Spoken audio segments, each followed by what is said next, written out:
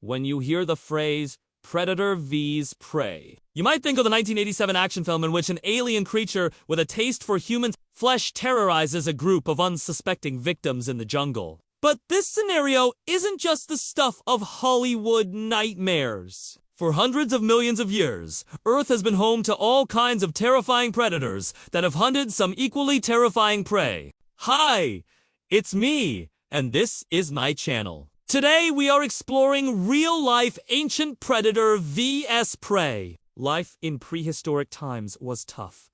Really tough. Take the super predators of the late Jurassic period. Ankylosaurs had to contend not only with fellow herbivores that were looking to get their jaws on the same limited food supply, but also with the largest land predator that had ever lived up until that point, Allosaurus! These gigantic carnivores were built for speed and power with massive heads, short tails and legs, relatively small hands and feet, and most notably, razor-sharp teeth and claws. And they weren't shy about using them. But even though Ankylosaurus was more than twice the height of a Tyrannosaurus rex, and weighed almost as much as 3 adult humans, it wasn't completely defenseless against these toothy monsters. See, while Ankylosaurus was perfectly adapted for life on land, its armor was so heavy that it could only move at a snail's pace. So, to escape from danger, it had to rely on its ability to hide among the dense foliage of the Jurassic forests. Speaking of being slow, today's second course is a fish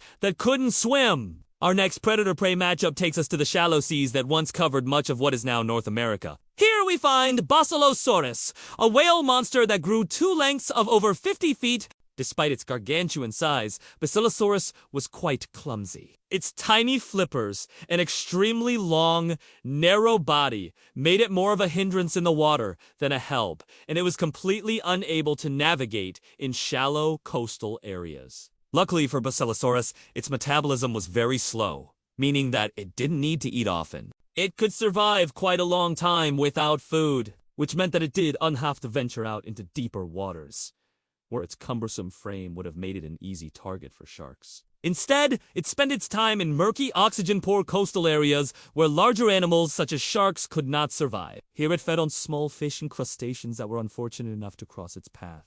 But Basilosaurus' reign as the king of the shallow seas was threatened by the appearance of another enormous monster, Tylosaurus. This 55-foot prehistoric whale had huge teeth, paddle-shaped flippers, and a powerful tail that propelled it through the water like a torpedo. While Basilosaurus was perfectly adapted for life in the stagnant waters near shore, Tylosaurus was the epitome of an open ocean animal. Its streamlined body and efficient swimming ability allowed it to chase down prey and escape from danger with ease. As Tylosaurus began to hunt in the same murky waters as base, competition for resources became more intense than ever before.